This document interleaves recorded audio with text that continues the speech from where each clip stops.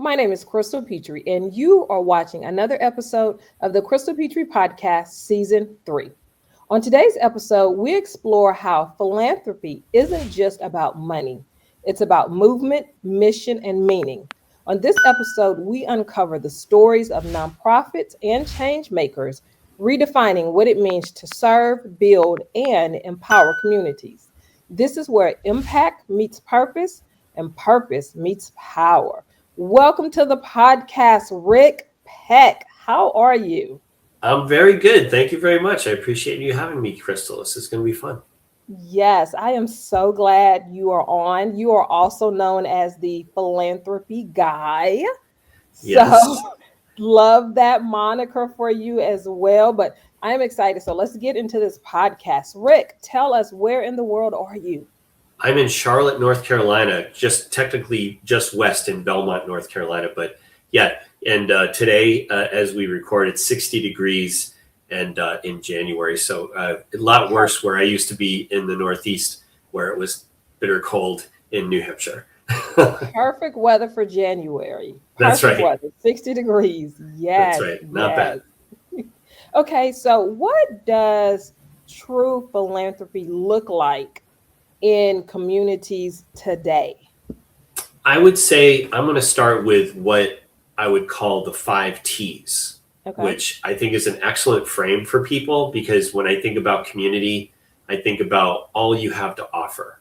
So the 5 T's are time. So people who offer their time in the sense of, like, maybe I just need to be unloading boxes, or I need to be driving people from here to there. Whatever it is that I can do to offer an hour or 2 or 3, or in some cases 40 hours a week, helping other people just with what I can do with my time. Then there's talent. So people who are serving as board members or maybe advisory committee members, they have something that they're good at. They're good at marketing, they're good at finance, they're good at fundraising, they're good at whatever the case may be. They're just talented in some way, and they can bring that to the community. So there's that. The third is treasure, money. People can bring their money. They can donate to nonprofits. They can invest in their community. And it can be in a variety of ways, through donations, through opportunity zones, through you name it, lots of different ways to do that. Then I would say the 4th T is ties. People who are just genuinely good connectors. People who are excellent at saying, Crystal, you know who you need to know? This person. And then they do a warm introduction through email, and all of a sudden you know each other. Right? People who are good at that is, you could argue that's a talent as well, but just to actively try to be connecting other people is amazing. And then the 5th T, I would say, is testimony. And that's where you step forward and you say, I have something great to say about this nonprofit organization. They helped my family. They helped me. Or I just believe in what they do. Or I'm a donor and I want to tell you why I donate to this particular organization. Or I'm a volunteer and I want to tell you why I volunteer here. So just using your voice in some sort of a testimonial is amazing. So time, talent, treasure, ties, testimony, to me, those are the 5 offerings that most people can give to a community. And I can only imagine if you had lots of people coming together and offering as many of the 5 T's as they can, wow, how impressive would that be within the community? Then it's just a matter of coordinating it all, making sure that there's not too much craziness going on, but we're actually coordinated and we're making sure that we're doing something that is actually going to be impactful for that community long term. You know, I have heard of the 3 T's, time, treasure, and talent, but I have never heard of the last 2, ties and testimonial. Yeah. Those are just as important. Yes. I'll tell you 2 more that have sort of come out. One of them is truth, which is bringing forward and saying, I'm just going to tell you how I see it, like my lived experience. That can also be powerful, just to say, I'm going to offer you the raw, unvarnished version of how I see things. That's a gift as well, right? And yes. then one woman brought forth, she said, what about trust? She said the fact that you can bring that forward, and that you can either people trust you, you trust them, or you're building that fabric of trust within your community. I thought that's a pretty good one too. So you could say there might even be 7 T's there, but at least 3. And I just described 5, but you could argue that truth and trust are also two more that could be added to the mix. Absolutely. So, Rick, how can philanthropy shift from community to empowerment? So empowerment, I think, goes back to the idea of what agency is, or the idea that you own it, that you have some control over it, you have some ability to move your destiny forward. Okay. That, I would say, ties to what I would call almost like trust-based philanthropy, or ways to go back to those 5 T's or 7 T's that we just talked about. Empowerment's just saying, we can offer all these things. Do we have the agency? Do we have the ability to do that? And I think that just comes back to, well, how are we empowering people? For example, if you look at ages, how are we empowering young people? Maybe we're not. We're not allowing the voice of a 14-year-old to be valid in any way. What do you know? You're only 14 years old. Or you could say, you're 14. You see things in a very specific way. Right. You have very specific gifts that you can offer this community. How can we help you do that?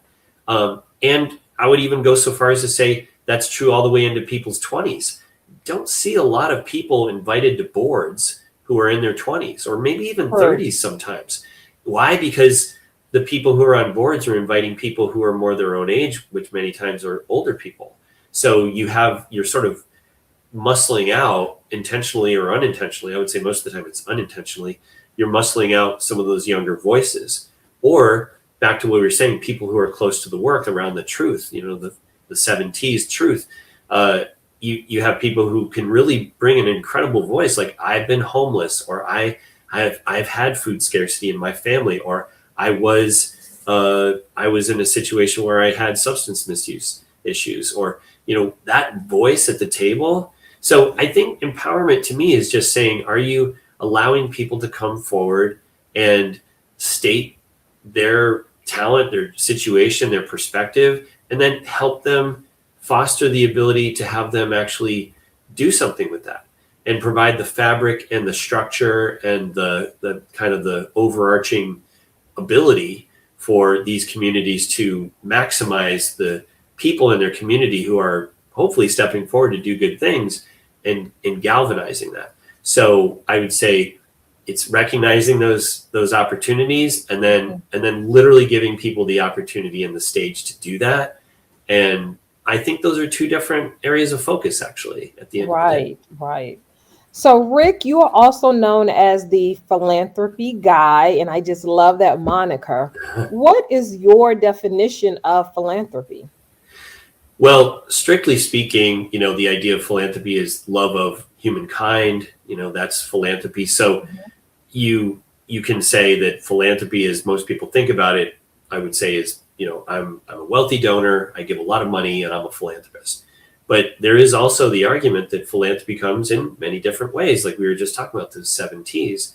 Philanthropy can be, I'm helping a neighbor. Philanthropy can be, I'm helping a friend in a specific way at a certain period of time, or I'm helping a nonprofit in a certain way. So philanthropy is just the ability to say, I don't have to do this, but I want to do it. And then back to what we were just talking about, the other side of philanthropy is, are we making it easy for people to be philanthropists, to offer their time, their talent, their treasure, their ties, their testimony, their truth, their trust?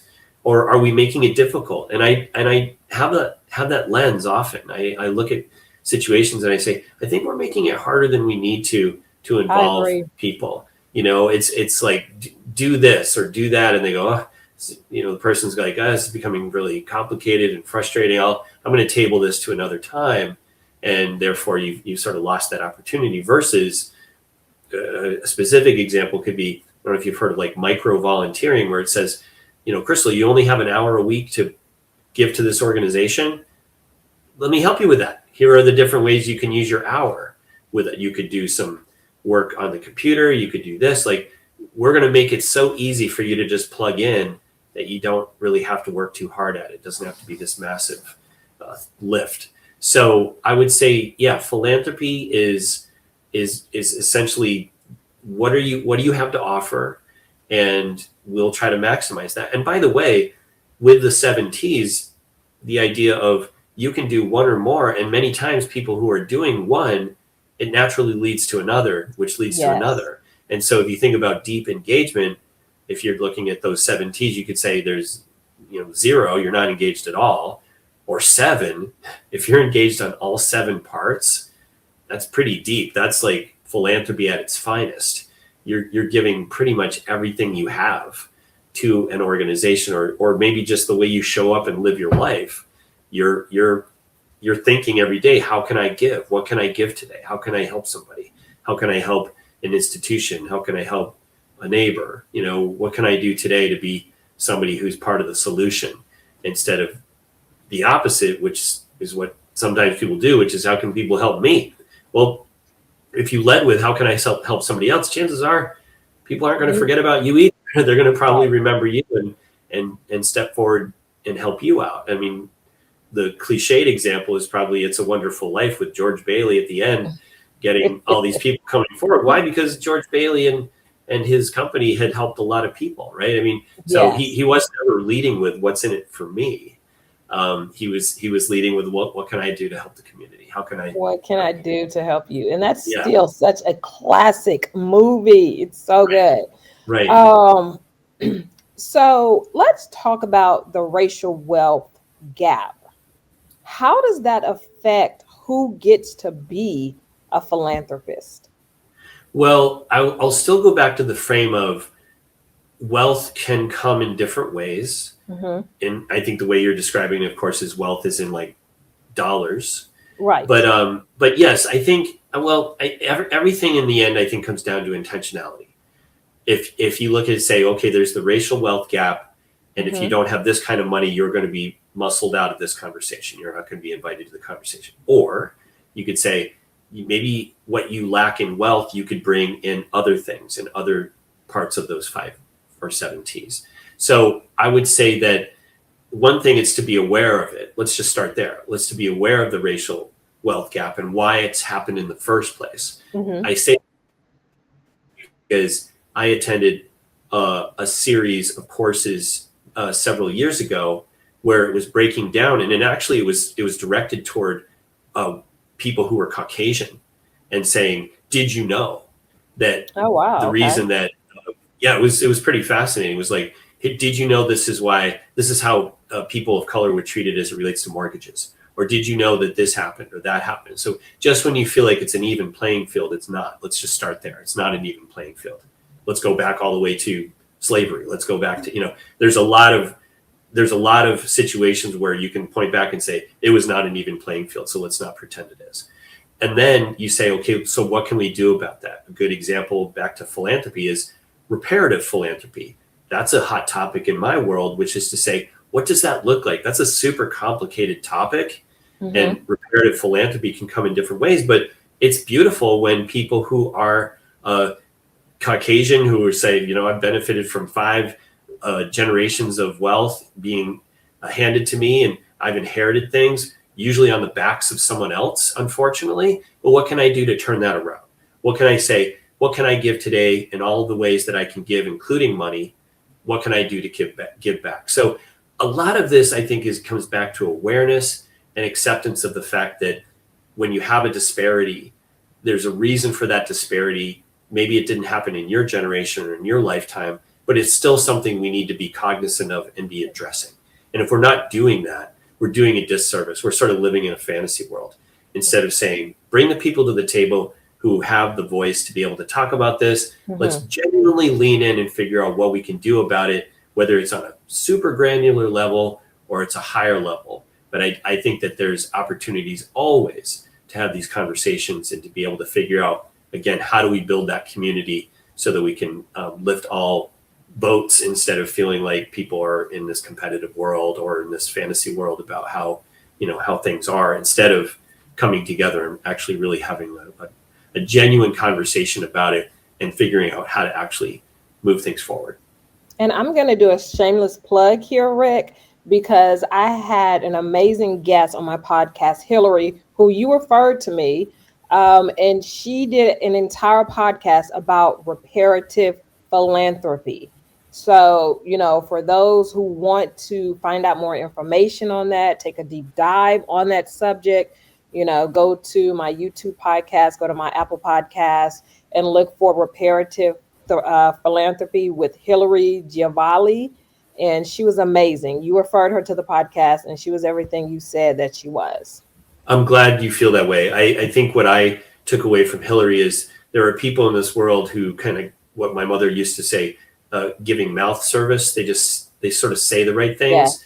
And then you see somebody like Hillary and she's leaning into it 100%. Yes. And she's actually doing. Right. And so models like Hillary's offering are good for other people because it shows them like, this is how somebody is doing, in some ways, some pioneering work, but this is what it looks like. Instead of it being a concept, what is reparative philanthropy? How can we sort of repair the wrongs of the past? This is what she's doing. This is how she's leaning forward and moving into that. And that's why I referred her to you. I feel like I appreciated the fact that she was doing the deal.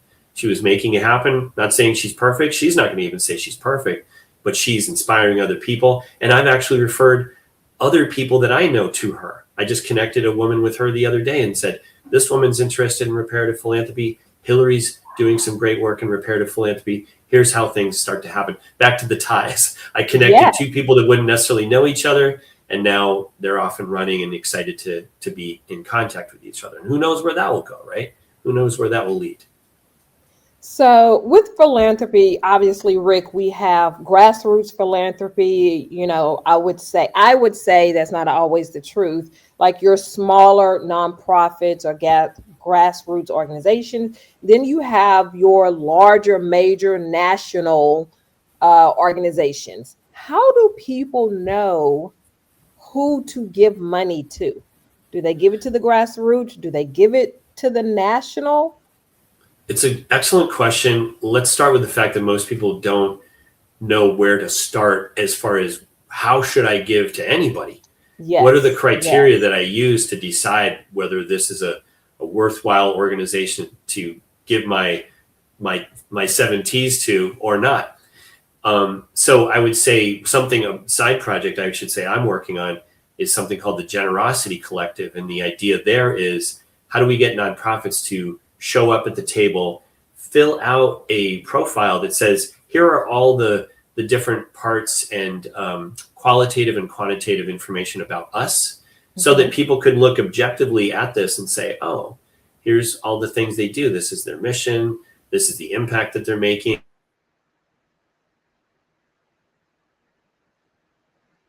And so on and so forth. And then on the other side of the equation, then they upload their information into that platform.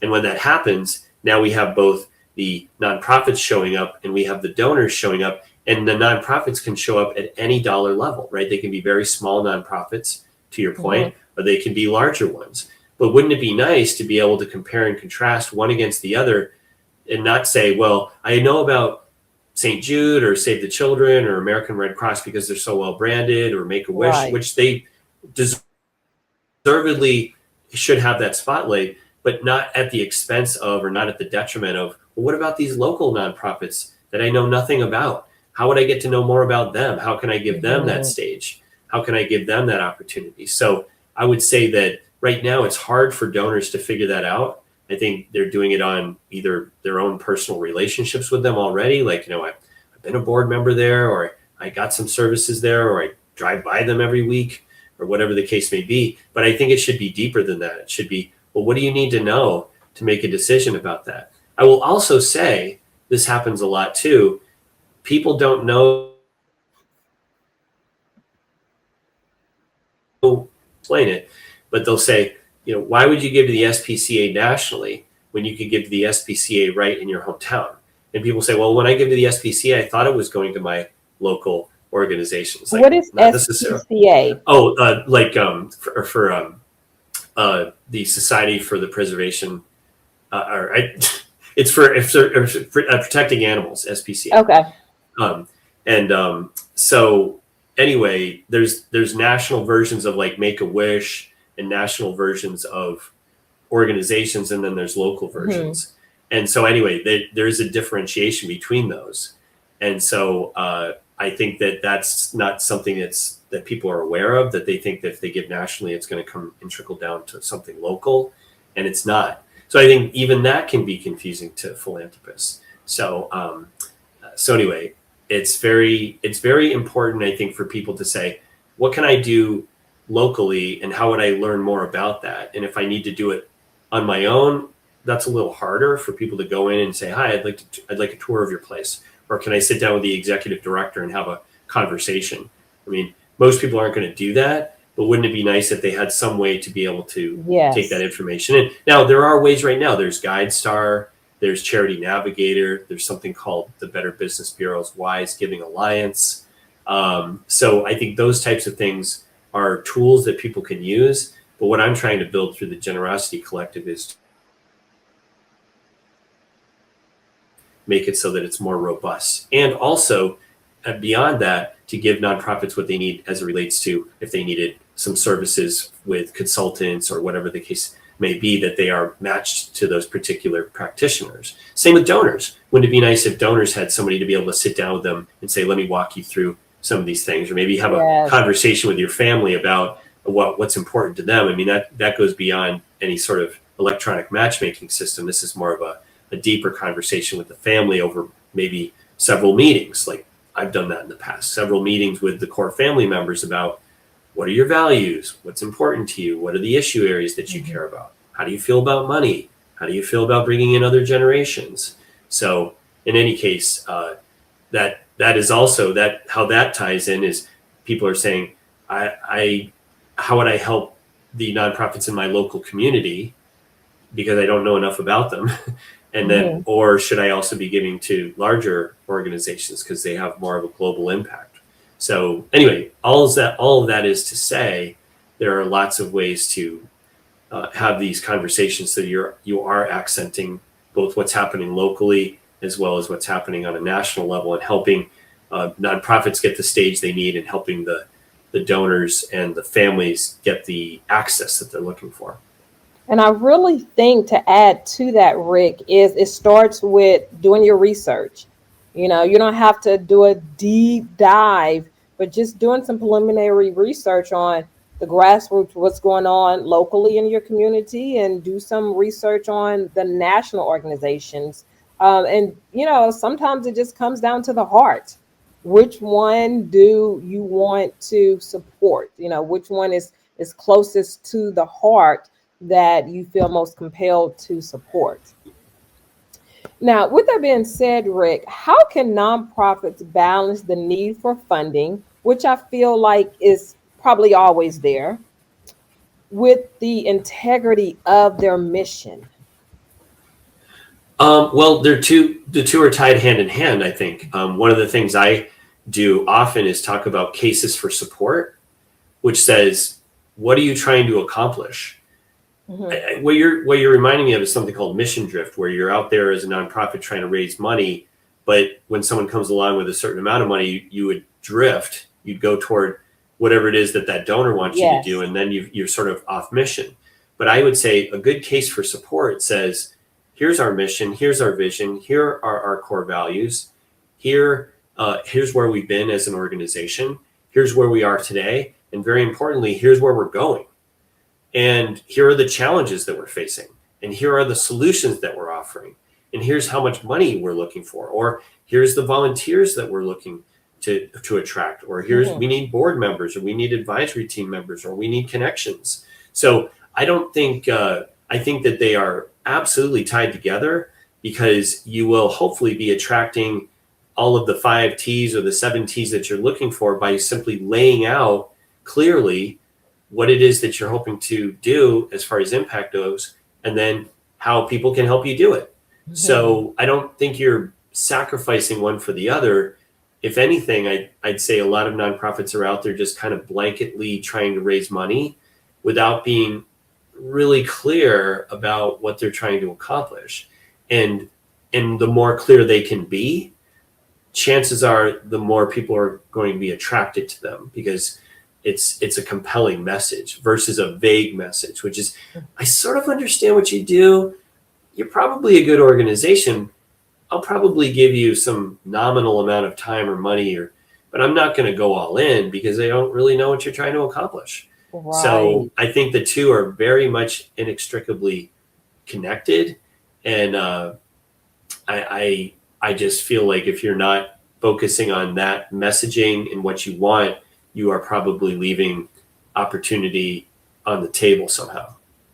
And it really goes back to something you said earlier in the conversation, Rick, where as the nonprofit, you have to make it easy for people to donate through the 5 T's or the 7 T's. So if your messaging is vague and people don't quite know what you're doing and they don't quite know where the money is going, that makes it difficult for them to decide if I should give this money. But it also leaves open the opportunity for other people to come in and say, I want to donate this huge amount of money, but only if you do this, because your messaging is vague and inconsistent. Yes. And I would say that my experience has been, if you allow, so if a donor cares, they're maybe made a lot of money or they've done, things very successfully in their lives. If they feel like they believe in your cause, but they don't feel like you have your message on point, they're going to tell you what to do. Mm-hmm. But if you as a nonprofit come to the table and say, listen, we've already thought about all this stuff. We've already done our strategic planning work. We have a really strong case for support. Chances are the donor or the individual is not going to challenge you very much because they're going to go, okay, you've already thought about all this stuff. That's great. You've already gone through all these details. As I read through your case for support, you're basically answering every question that I have. In absence of that, they're going to tell you how to do it. And that's where you get into trouble, I think, is because you haven't come with your narrative strongly. You've allowed them to say, your narrative's not strong enough. Let me tell you what your narrative should be. Let me tell you what you should probably be doing.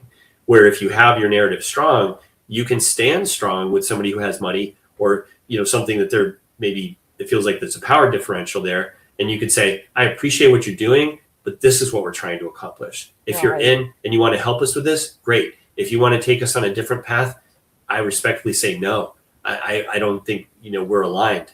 And if we're not aligned, then, we'll be going down this other road and it's not going to be helping us. So I think that being super clear and having strong conviction about what you're trying to do as a nonprofit can only benefit you, even if some people walk away from you and say, oh, chances are most people will appreciate the clarity. Yes, absolutely.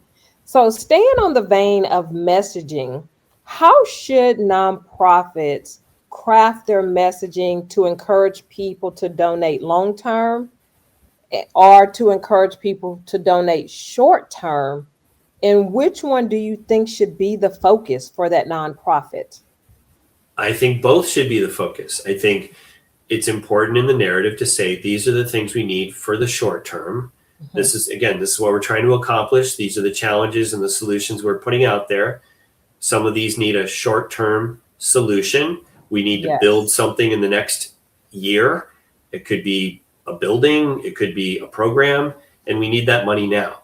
But often a lot of nonprofits will say, we also need to build an endowment, which is something that's very long-term. It's something that we're building that so that we can have revenue coming out of that for several years to come, if not in perpetuity. So I don't think it has to be all future-based or all present-based. I think it has to be a nice balance between the two, but again, it has to be well explained.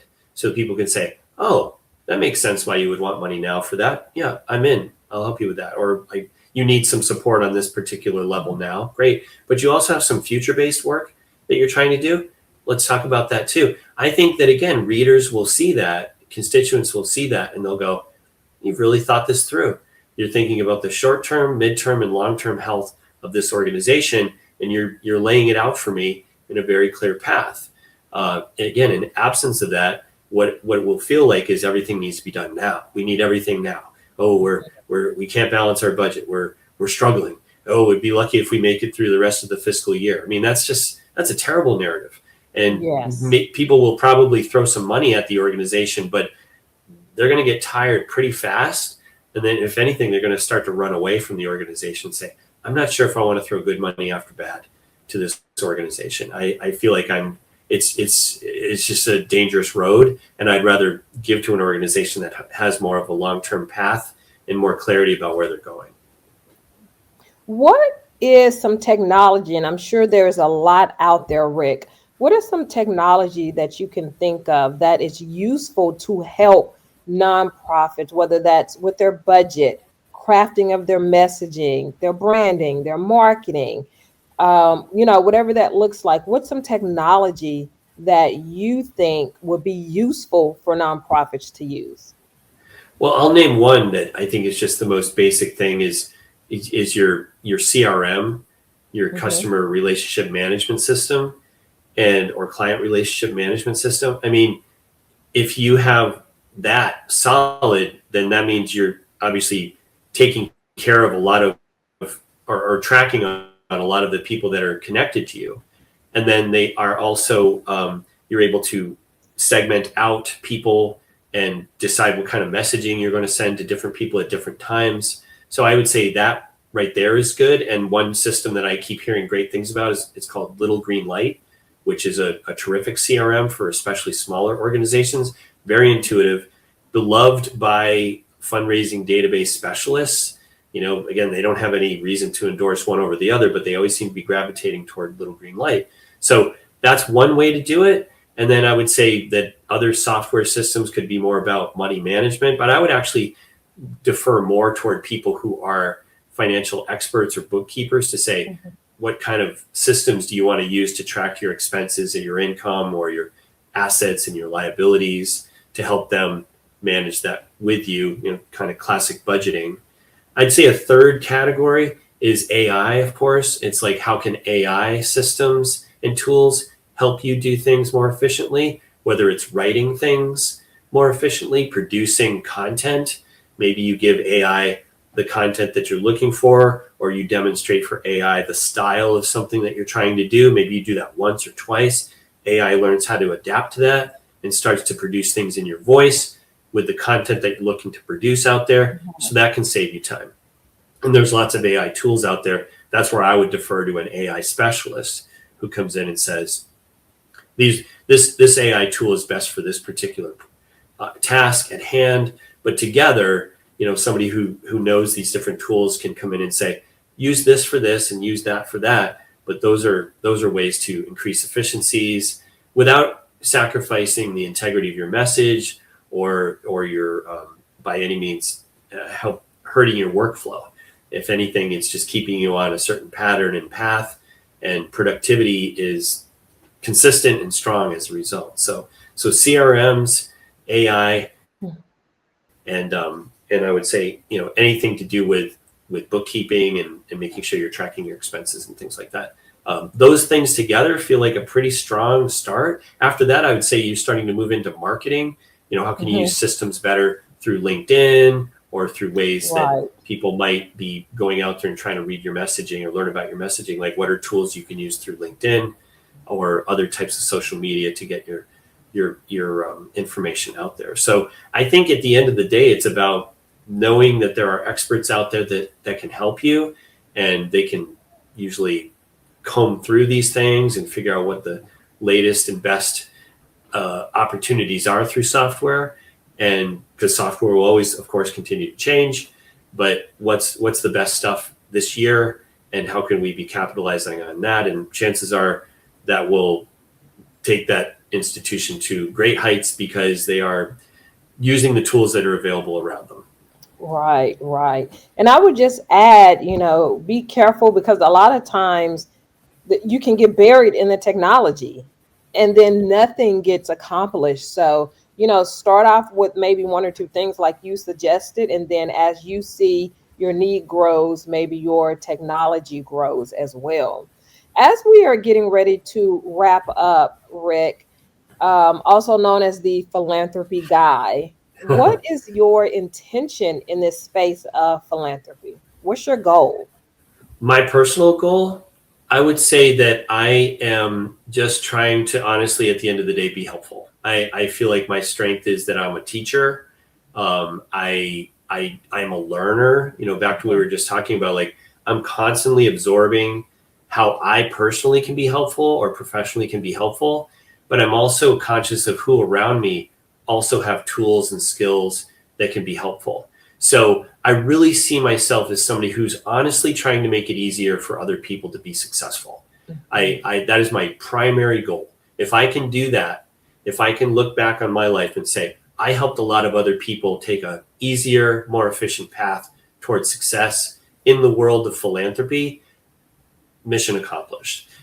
Because I do feel like it's hard to navigate. I've been doing it for 20 years just in philanthropy, and prior to that, 7 years in financial services. It's hard to navigate. So yes. I just feel like if I can make it easier for people to navigate through that space and just connect the dots for people in ways that they might not be able to do for themselves, that's great. Because it gives me terrific pleasure to say, hey, I learned this really amazing technique, or I know that this is a successful methodology. Here, I just packaged it up for you. All you have to do is do it. I already did a lot of the research and heavy lifting.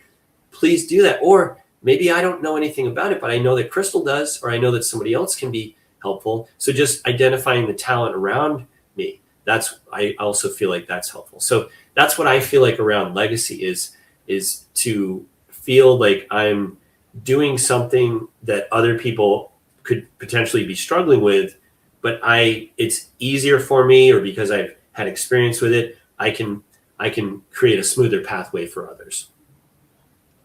And my final question for you, Rick, who do you think would make a great guest on the podcast? But you have to help me get them on. Oh, I will always try to help you get them on. I mean, I actually think that there's this woman who I met. I interviewed her myself about a year and 3 months ago. Her name is Mitzi Perdue, and she's a very well-known philanthropist. She's part of the Perdue chicken family, and she's a war correspondent, and I think she'd be a fascinating guest. When I talked to her, we had about a 20-minute long interview, and I feel like we could have talked much longer. I happened to grab her before she was about to go get a plane, to go hop on a plane, so I felt really fortunate to get her just before she got into her Uber. But I would highly recommend her as a guest.